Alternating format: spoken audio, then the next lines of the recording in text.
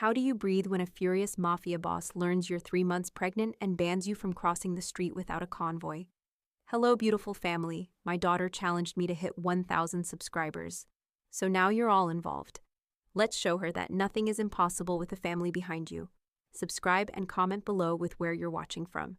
I want to know, because seeing all your locations reminds me that stories connect us all, no matter the distance. Let's continue now. Let me set the scene. Wren Ashford had always been good at keeping secrets.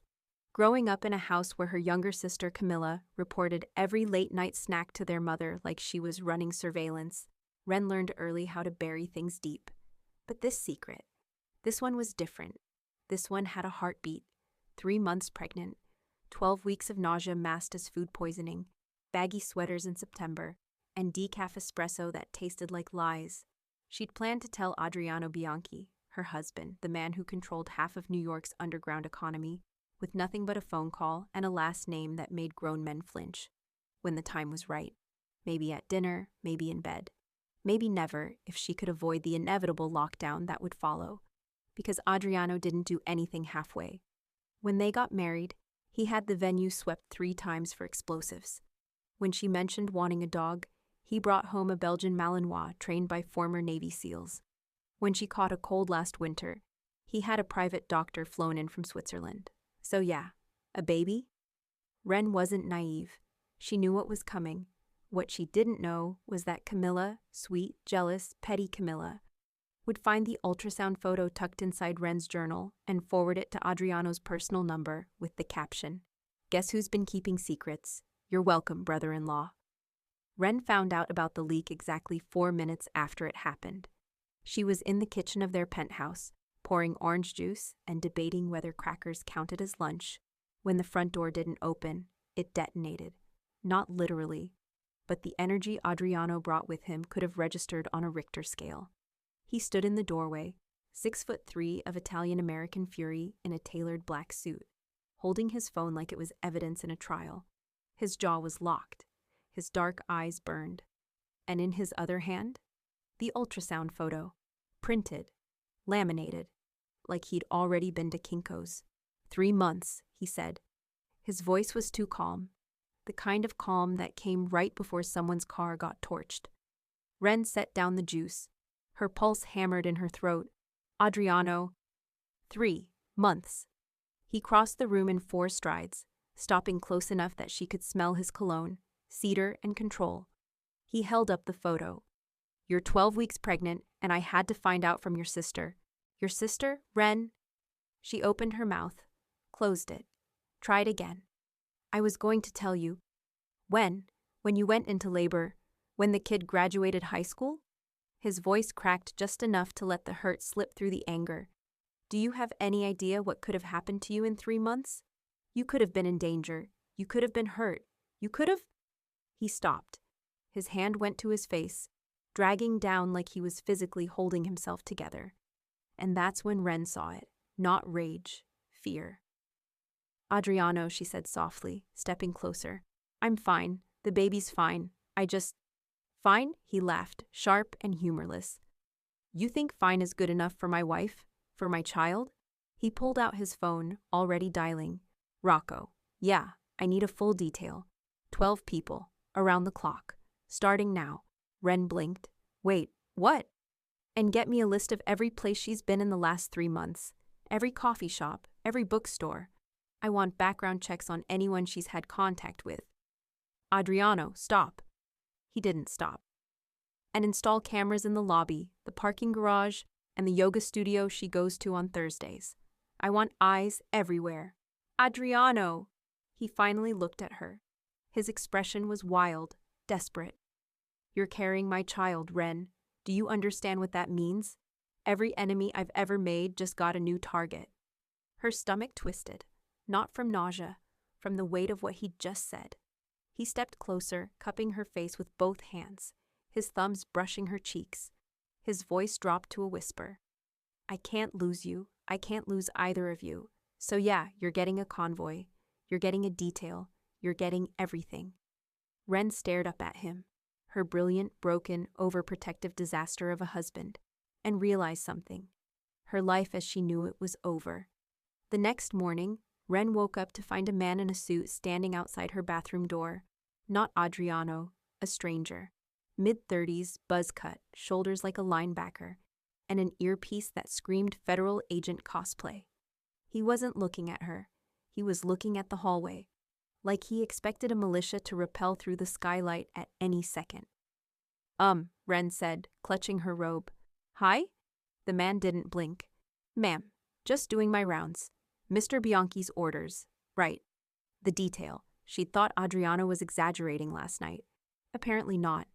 She found him in the kitchen, on his second espresso, laptop open, phone pressed to his ear. He was in full boss mode, voice clipped, shoulders tense, the kind of energy that made people agree to things they'd regret later. When he saw her, his entire face softened. He ended the call mid-sentence. Morning, baby. He stood, crossing to her in 3 strides, his hands going immediately to her waist.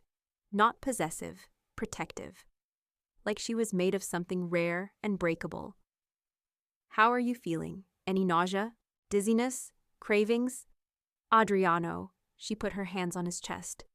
There's a man outside the bathroom. That's Garrett, former Secret Service. He's with you until noon. Then Simone takes over. Simone? Female operative, ex-Mossad. I figured you'd be more comfortable.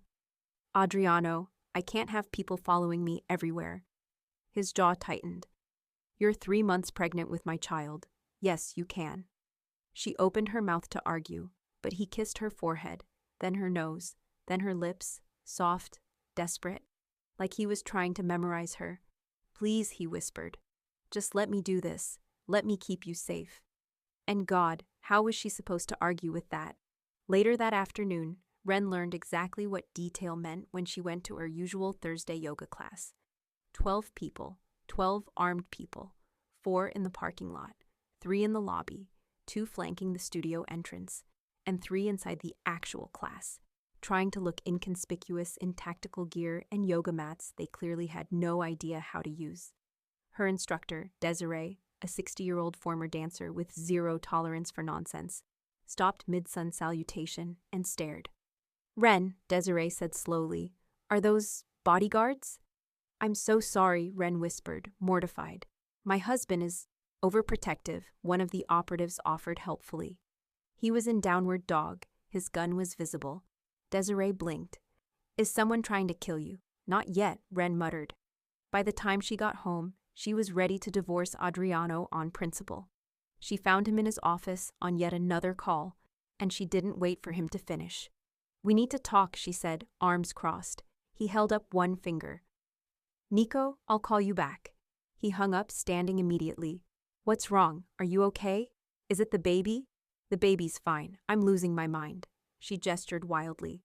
Adriano, you sent 12 people to yoga. One of them tried to do crow pose with a firearm. Desiree thinks I'm in witness protection. He didn't even look sorry. Good. That means they're visible. Visible deterrence work. Deterrence for what? I was stretching. Ren. He crossed to her, hands on her shoulders, his dark eyes serious. You don't understand how many people would love to hurt me. And now they have a way. He dropped one hand to her stomach, palm flat, reverent. This baby makes you a target. I'm not taking chances. Her anger flickered. Because underneath the absurdity, underneath the overkill, was fear. Real, raw fear. Okay, she said quietly. But maybe fewer people? Like 6 instead of 12? He considered this. 10. 8. Done. He kissed her, slow and deep, like she'd just given him the world. That night, as they lay in bed, Adriano's hand resting protectively on her stomach, Ren's phone buzzed. A text from Camilla. You're welcome, by the way. Someone had to tell him.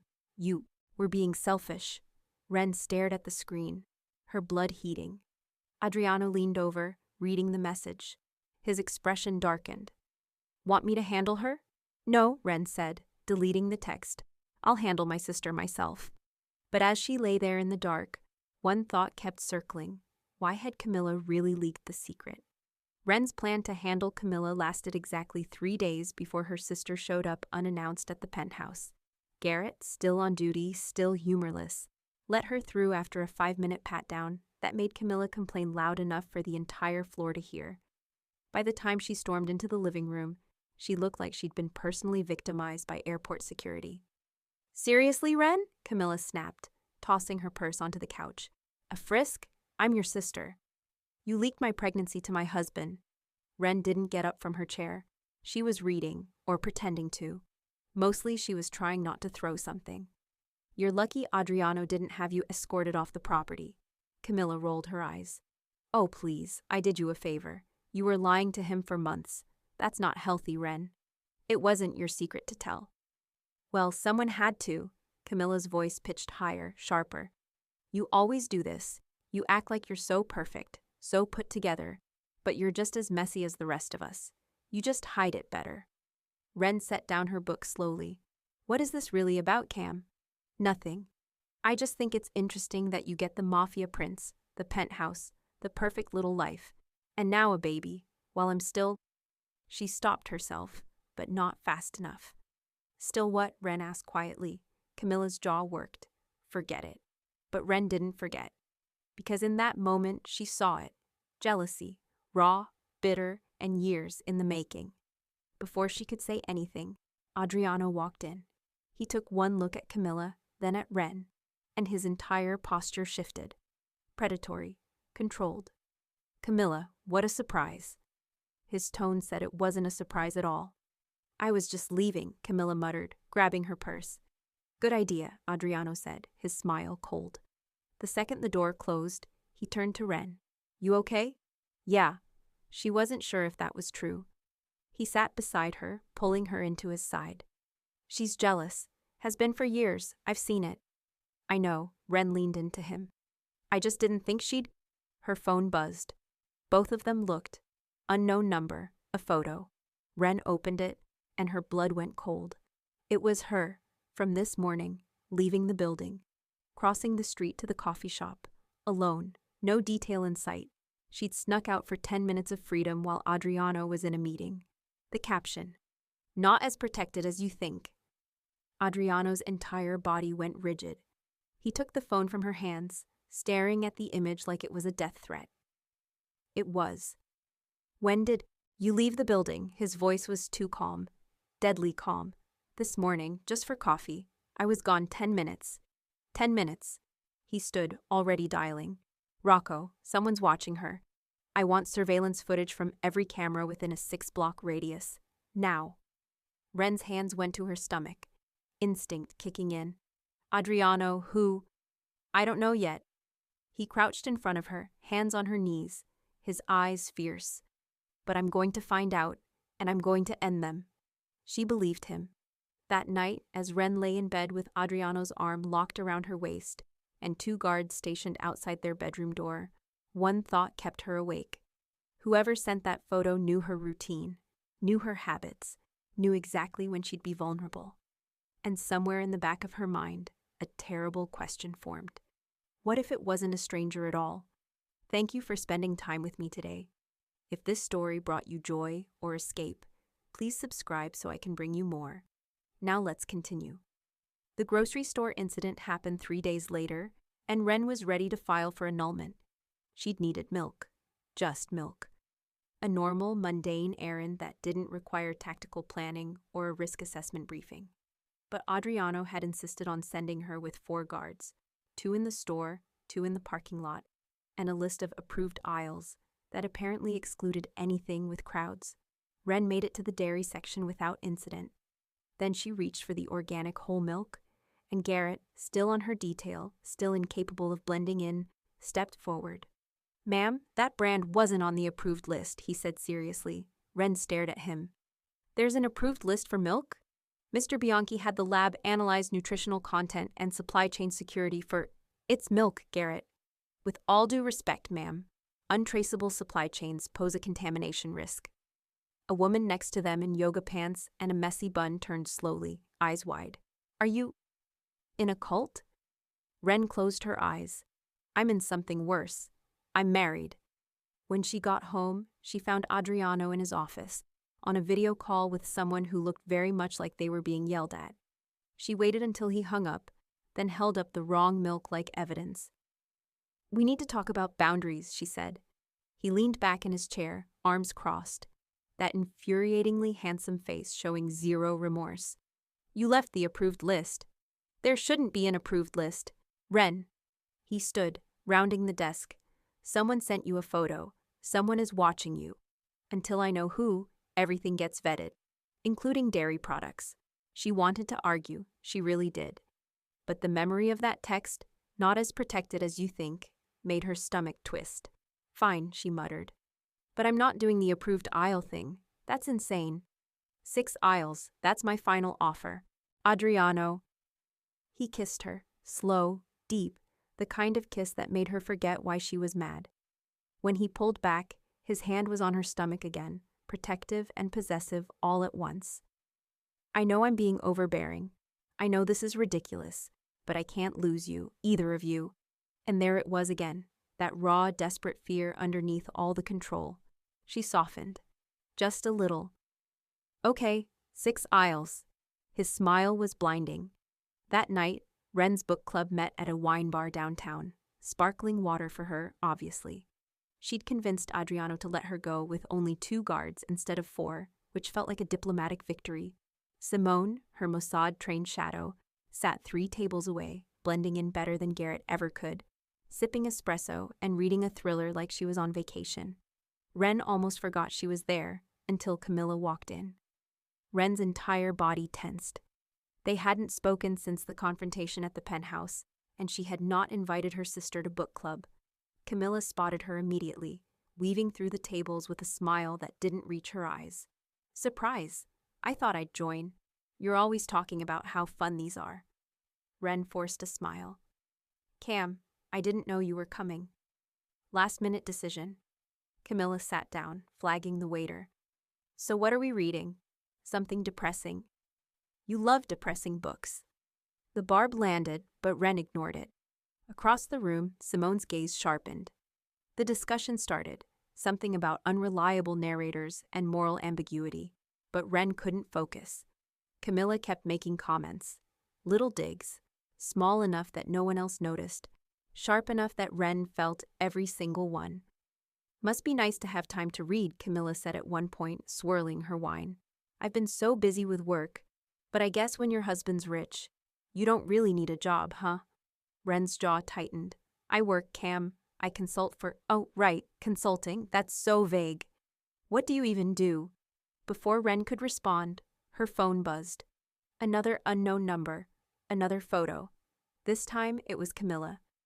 Leaving Ren's building 2 weeks ago, talking to a man Ren didn't recognize. The timestamp was from the day before Camilla leaked the pregnancy. The caption, "Ask your sister who she's been talking to." Ren's blood went cold. She looked up slowly. Camilla was laughing at something another book club member said, wine glass in hand, looking perfectly innocent. Ren stood abruptly. "I need to go." Simone was beside her in seconds. "Everything okay?" "No," Ren said quietly, showing her the photo. Simone's expression darkened. "I'll call Mr. Bianchi." "Wait." But Simone was already dialing. 15 minutes later, Adriano's car pulled up outside the wine bar. He didn't come inside. He didn't need to. Ren could see him through the window, leaning against the SUV, arms crossed, jaw tight. She walked out, Simone flanking her. The second Adriano saw her face, he knew. "What happened?" His voice was lethal. She showed him the photo. His eyes went black. "Where is she?" "Inside." Ren grabbed his arm before he could move. "Adriano, wait. We don't know what this means. Maybe it's... Your sister's been meeting with someone, 2 weeks ago, right before she leaked your pregnancy." He looked at her, and for the first time since this started, she saw something worse than fear. She saw rage. Adriano didn't go inside the wine bar. He made a call instead. Ren watched him pace the sidewalk, phone pressed to his ear, his free hand dragging through his hair in a way that meant someone was about to have a very bad night. When he hung up, his expression was stone. "Rocco's pulling surveillance from your building. Every camera, every angle, 2 weeks back," he said. "If your sister met someone, we'll know who." "Adriano, she's still my sister. Your sister leaked your pregnancy, and might be working with whoever's threatening you. His voice was hard, final. She stopped being off limits the second she put you in danger. Ren wanted to argue. She couldn't. By the time they got home, Rocco, Adriano's head of security, a man who looked like he'd been carved from granite and bad decisions, was waiting in the living room with a laptop. Got something, Rocco said, turning the screen toward them. The footage was grainy but clear enough. Camilla, 2 weeks ago, standing outside Ren's building, talking to a man in his 40s, dark hair, expensive suit. They spoke for maybe 3 minutes, then Camilla handed him something, too small to see on camera. Run facial recognition, Adriano ordered. Rocco typed, waited, then his jaw tightened. You're not going to like this. The screen changed. A file, a name, Luca Santini. Adriano went very, very still. Who is he? Ren asked, though part of her didn't want to know. Old rival, Adriano said quietly. We had a disagreement 3 years ago. He lost a shipment. Blamed me, swore he'd make me pay. His eyes stayed locked on the screen. I thought he'd moved on. He hasn't, Rocco said grimly. Ren's hands went to her stomach, instinct overriding logic. What did Camilla give him? I don't know yet. Adriano turned to Rocco. Find Santini. I want to know where he is, who he's working with, and what he's planning, and bring Camilla in. Wait, bring her in. Ren's pulse spiked. Adriano, you can't just... She's compromised. Either she's working with him or he's using her. Either way, she's a liability. She's my sister. He faced her fully, and the look in his eyes made her breath catch. And you're my wife. You're carrying my child. I will burn down the entire city before I let anyone hurt you, even her. The certainty in his voice should have scared her. Instead, it made something in her chest ache. 2 hours later, Camilla was sitting in Adriano's office, flanked by 2 guards, looking equal parts furious and terrified. What the hell is this? She demanded when Ren and Adriano walked in. You had your goons drag me out of a restaurant. Who's Luca Santini? Adriano's voice cut through her rant like a blade. Camilla froze, just for a second, but it was enough. I don't know what you're... Don't lie to me. Adriano leaned against his desk, arms crossed, the picture of controlled menace. We have footage. You met him 2 weeks ago, outside this building. You gave him something, so I'll ask again. Who is he, and what did you give him? Camilla's face crumpled, not fear, guilt. Cam, Ren said quietly, stepping forward. Tell us. Her sister's eyes filled with tears.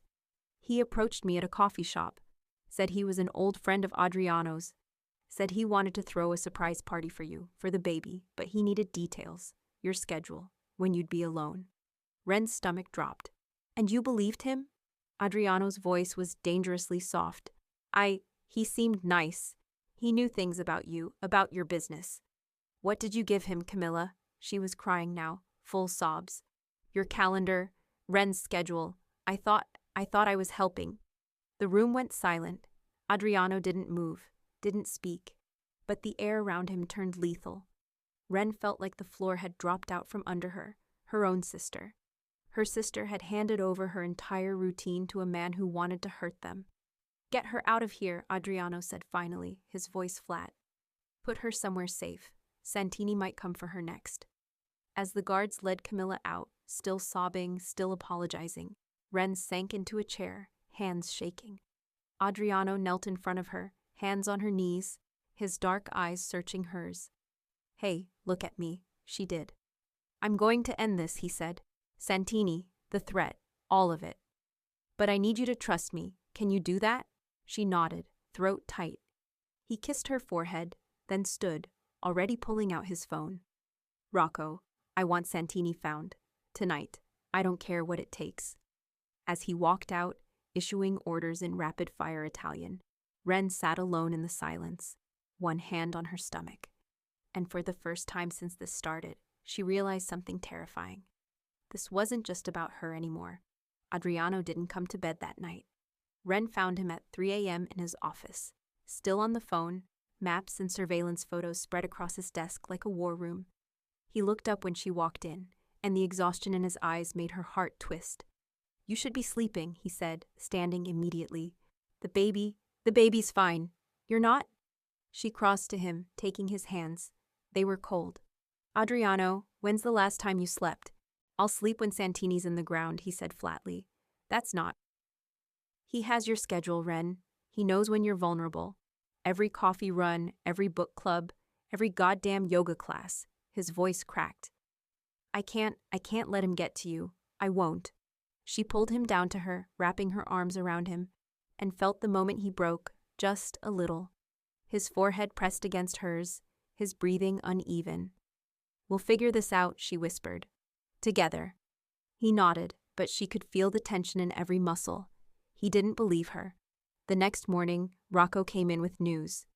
We found Santini's location, warehouse in Red Hook. He's been using it as a base for the last month.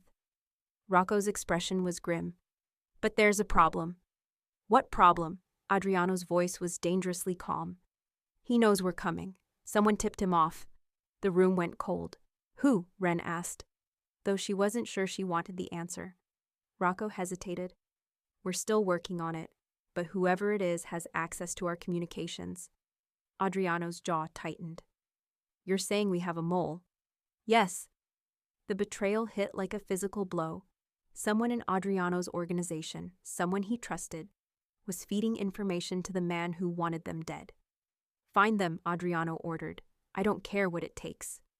But before Rocco could respond, Ren's phone buzzed. Unknown number. Again. This time, it wasn't a photo. It was a video. Ren's hands shook as she pressed play. The footage was dark, grainy, a warehouse, and in the center of the frame, Camilla, tied to a chair, crying. A man's voice, smooth, cold, spoke off camera. Hello, Adriano. I believe we have something to discuss. The camera panned to show the speaker. Luca Santini, dark hair, sharp suit, and a smile that made Ren's blood freeze. Your sister-in-law has been very helpful, Santini continued, but I think we can come to a better arrangement. You bring me Ren, alone, no security, no tricks, and I'll return Camilla unharmed. You have 24 hours. The video ended. Ren couldn't breathe. The room spun. Adriano's hand was on her shoulder, grounding her, but his face was stone. No, he said. Absolutely not. Adriano, he has my sister. And if I let you walk into that warehouse, he'll have you both. His voice was iron. This is what he wants, to separate you from me, from protection. I won't let it happen. So what do we do? Her voice broke. He turned to Rocco. How many men do we have? 30, maybe 40 if we call in favors. Call them, all of them. Adriano's expression was lethal. We're going to get Camilla back. And we're going to end Santini. Tonight. Ren grabbed his arm. You can't just storm in there. He'll kill her. He's going to kill her anyway, Adriano said quietly. This was never about an exchange. He wants to hurt me. And the best way to do that is through you. The truth of it settled like lead in her stomach. So what do I do? She whispered. He cupped her face with both hands, his dark eyes fierce. You stay here, with guards, where I know you're safe. And you let me handle this. Adriano. Please? His voice cracked again. Please, Ren. I can't do this if I'm worried about you. I need to know you're safe. Both of you. She wanted to argue. She wanted to fight. But the desperation in his eyes stopped her. Okay, she said finally. But you come back to me. You promised me you come back. He kissed her, hard. Desperate, like it might be the last time. I promise, he whispered. 2 hours later, she watched from the penthouse window as Adriano's convoy pulled away. 6 black SUVs disappearing into the night. And Ren stood alone, one hand on her stomach, praying to anyone who'd listen. Because she'd just sent the man she loved into a war zone, and she had no idea if he'd make it back. The waiting was worse than anything Ren had ever experienced. She paced. She sat. She paced again. Simone and 2 other guards were stationed in the penthouse, but their presence did nothing to calm the storm in her chest. Every minute felt like an hour. Every sound made her jump. At 11 p.m., her phone rang. Adriano, she answered before the first ring finished. Are you okay? Is Camilla? We're at the warehouse. Santini's fortified. More men than we expected. His voice was tight, combat ready. But we're going in. I need you to know if something happens. Don't, her voice broke. Don't you dare say goodbye to me, Adriano Bianchi. You promised. A pause, then quieter. I love you, both of you. The line went dead. Ren stood frozen, phone pressed to her chest, tears streaming down her face. Simone stepped forward. Ma'am? He's going to die, Ren whispered. He's going to die because my sister gave our schedule to a psychopath, and I'm just supposed to sit here. He's not going to die. Simone's voice was firm. Mr. Bianchi is one of the most dangerous men I've ever met, and he's fighting for you. That makes him unstoppable. Ren wanted to believe her. At 11:47 p.m., gunfire echoed through the video feed Rocco had sent to Ren's tablet. She shouldn't be watching. She knew she shouldn't be watching. But she couldn't look away. The warehouse was chaos. Adriano's men moved like shadows, precise and lethal. But Santini's forces were dug in, and the firefight was brutal. Then she saw him. Adriano, moving through the warehouse with terrifying efficiency, heading toward the center where Camilla was being held. Santini appeared on screen, gun raised. Ren's heart stopped. The two men faced each other. Words were exchanged, too quiet for the camera to pick up. Then Santini smiled and fired. Ren screamed. But Adriano moved, faster than she'd ever seen him move, ducking left, returning fire in the same motion. Santini went down, hard. The warehouse went silent. Adriano ran to Camilla, cutting her free, checking her for injuries. She collapsed into him, sobbing. It was over. At 12:14 a.m., the penthouse door opened. Ren was on her feet before she registered moving, crossing the room as Adriano walked in, bloodied, exhausted, but alive. She hit him like a freight train, arms wrapping around him, sobbing into his chest. You promised me. I'm here. His arms came around her, tight and sure. I'm here, baby. I'm okay. She pulled back just enough to look at him, her hands framing his face. Don't ever do that to me again. He smiled, tired, relieved, and so full of love it made her chest ache. Deal. Behind him, Rocco appeared, supporting a shaken but unharmed Camilla. Ren's sister looked at her, eyes red and swollen. Ren, I'm so sorry. I didn't know, I never meant. Ren crossed to her and for a long moment just looked at her. All the jealousy, all the betrayal, all the years of competition and resentment. Then she pulled Camilla into a hug. You're an idiot, Ren whispered. But you're my idiot. Camilla broke down completely. Later, after Camilla had been taken to a safe house to recover, after the guards had been dismissed, after the adrenaline had finally faded, Ren and Adriano lay in bed. His hand rested on her stomach, protective even in exhaustion. You know, Ren said quietly, this whole overprotective mafia boss thing, it's kind of growing on me. He laughed, soft, surprised. Yeah? Yeah, I mean, the 12-person security detail is still insane, but... She turned to face him. You fought a small army for me tonight. That's pretty hot. His grin was wicked. Wait till you see what I do when the baby's born, she groaned. I'm going to need those 6 approved aisles permanently, aren't I? 8, he corrected, kissing her forehead. 6. 7, final offer. She laughed, and it felt like breathing for the first time in days. The weeks that followed Santini's takedown were interesting. Adriano, true to form, didn't scale back the security. If anything, he doubled down.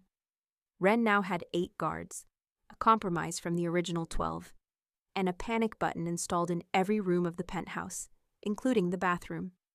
Adriano, she said one morning, watching him test the panic button in the kitchen for the 3rd time that week. I think we're good. Just making sure it works, he said, pressing it again. Immediately, 4 guards burst through the door, weapons drawn. Ren sighed. False alarm, guys. They filed out, and Adriano looked sheepish. Better safe than. If you say sorry, I'm going to scream. He grinned, pulling her close. I was going to say, better safe than reckless. She couldn't help but laugh. But the real chaos started when Ren hit her 3rd trimester. Adriano transformed from overprotective husband into full-blown paranoid father-to-be. He read every pregnancy book on the market, twice. He interviewed 17 pediatricians before settling on one. He had the nursery swept for bugs, allergens, and potential security vulnerabilities.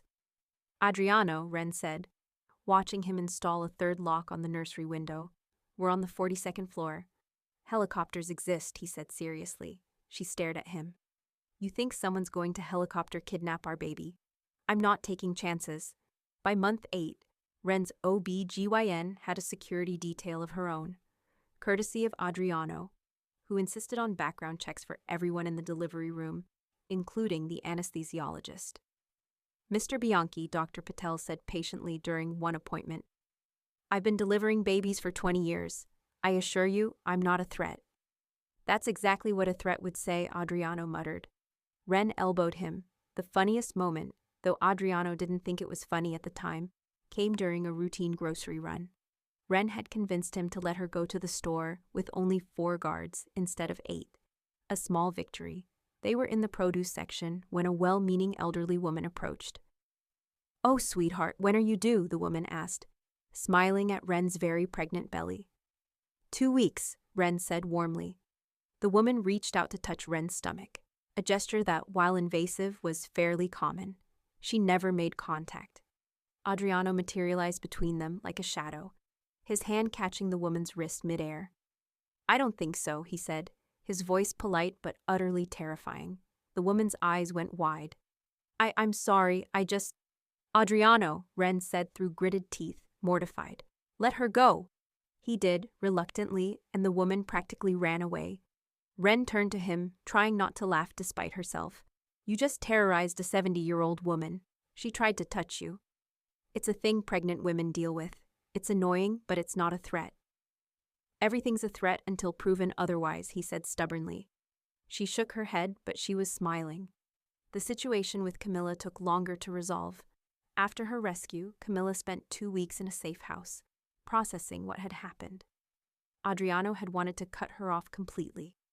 She put you in danger, he'd argued, but Ren insisted on giving her sister a chance.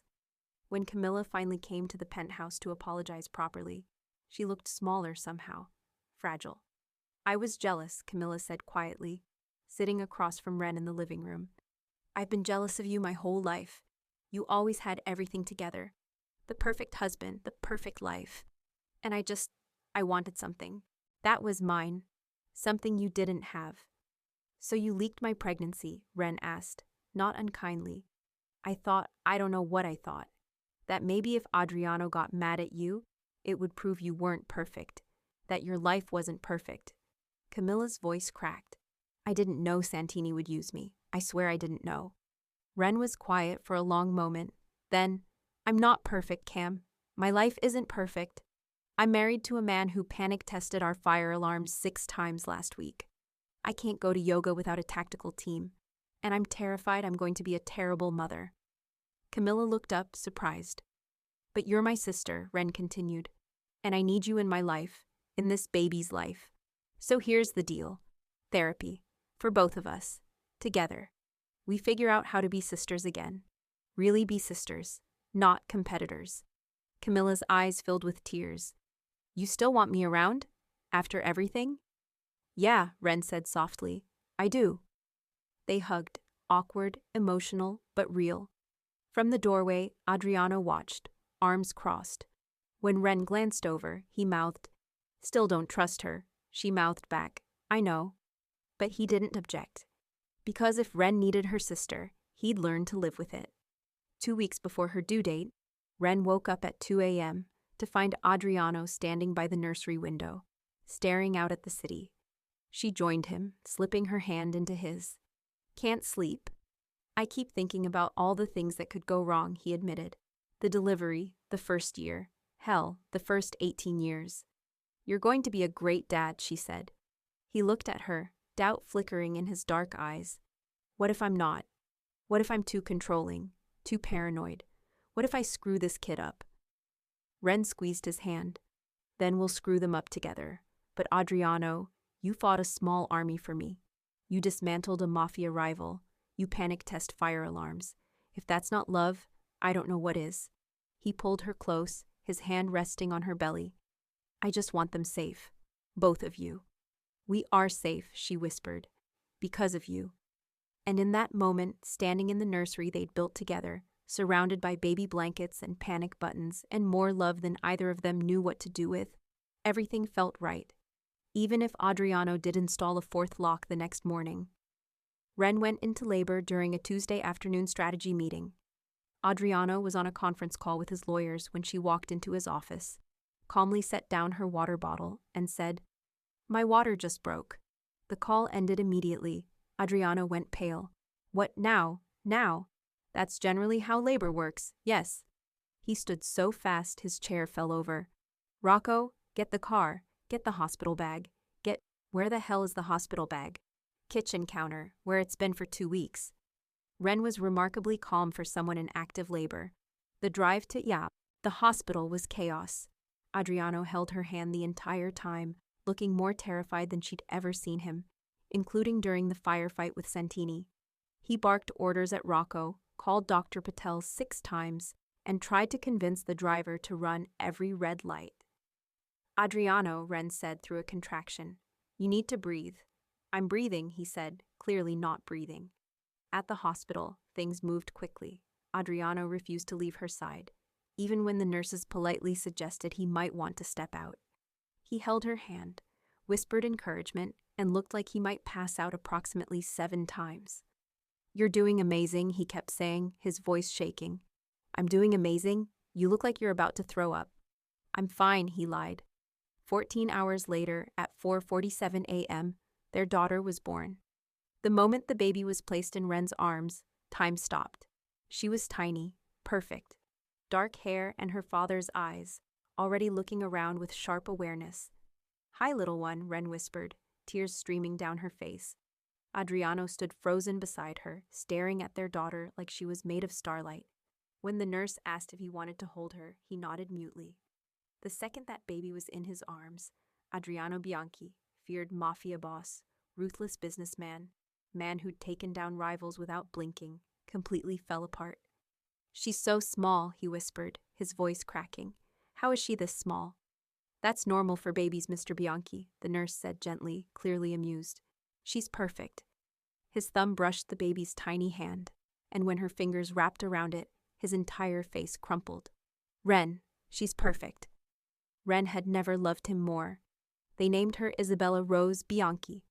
And if Ren thought Adriano was overprotective before Isabella was born, it was nothing compared to after. The nursery got upgraded security, again. Adriano installed a camera system that would make the Pentagon jealous. Every visitor was vetted. Every toy was inspected. Every bottle was triple-checked. "Adriano," Ren said one afternoon, watching him sterilize a pacifier for the 3rd time, "she's going to be fine." "You don't know that," he said seriously. "I know that if you keep this up, she's going to grow up thinking the world is a biohazard." He paused, considered. Would that be so bad? She threw a burp cloth at him. But despite the overprotectiveness, or maybe because of it, Adriano was an incredible father. He took to fatherhood like he took to everything else, with absolute commitment. He changed diapers at 3 a.m., learned to swaddle like a pro, and sang Italian lullabies in a voice so soft Ren had to record it because no one would believe her. One night, Ren woke up to find his side of the bed empty. She found him in the nursery, sitting in the rocking chair with Isabella asleep on his chest, staring at her, like she'd hung the moon. "Can't sleep?" Ren whispered from the doorway. "Didn't want to miss this," he said quietly. "She's only going to be this small once." Ren's heart melted. Camilla came to visit 2 weeks after Isabella was born. She stood in the doorway of the nursery, hesitant, holding a gift bag like a shield. "Is this okay?" "I know I should have called first." "Come in," Ren said, adjusting Isabella in her arms.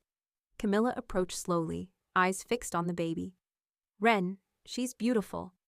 "Want to hold her?" Camilla's eyes widened. Really?" As Camilla carefully took Isabella, something shifted. The jealousy that had always been there, the competition, the resentment, it softened. Because in that moment, holding her niece, Camilla wasn't Ren's rival. She was an aunt. "I'm going to be better," Camilla said quietly, not looking up from Isabella. "For her, and for you." "I know," Ren said. From across the room, Adriano watched, arms crossed, still wary. But when Ren caught his eye, she mouthed, "Give her a chance?" He sighed, nodded. Because if Ren believed in second chances, so would he. 3 months later, Ren stood in the kitchen making coffee, real coffee finally, when Adriano walked in with Isabella strapped to his chest in a carrier. "We're going to the office," he announced. Ren blinked. "You're taking a 3-month-old to a mafia meeting? She needs to learn the business. She can't even hold her head up yet." "Never too early to start," he said seriously, kissing Isabella's head. Ren shook her head, laughing. "You're insane." "I'm thorough," he corrected, pulling Ren close with his free arm. "There's a difference." She looked up at him, this brilliant, broken, overprotective disaster of a man who'd fought armies for her, who tested panic buttons at 2 a.m., who sang lullabies in Italian and loved with a fierceness that still took her breath away. "I love you," she said. "I love you more," he whispered, kissing her softly. "Not possible," she murmured against his lips. "Want to bet?" Isabella chose that moment to spit up on his shoulder. Ren burst out laughing. "That's her vote." Adriano looked down at the baby, completely unbothered by the mess. Still worth it. And as they stood there, Ren, Adriano, and Isabella, covered in baby spit-up, running on no sleep, surrounded by panic buttons and security cameras, and enough love to rebuild the entire world, Ren realized something. This was everything she'd never known she needed. Overprotective mafia husband, 12-person security details, approved grocery aisles, and all. Later that evening, Ren posted a photo to her private Instagram. Adriano asleep on the couch, Isabella asleep on his chest, both of them looking peaceful and perfect. The caption, "My overprotective mafia boss husband and our little empire, worth every security detail." Within minutes, the comments rolled in. "Camilla, she's perfect. You're both perfect. Love you, Simone. Boss is soft now. Never thought I'd see the day, Rocco. Tell him the panic buttons are working fine. He texted me 6 times today." Ren smiled, setting down her phone, because this was her happy ending. Chaotic, overprotective, and absolutely perfect. Before you go, drop a comment and tell me, would you survive being married to an overprotective mafia boss? And if you love this story, don't forget to subscribe so you never miss another wild, emotional, and completely addictive tale. Until next time, my beautiful readers.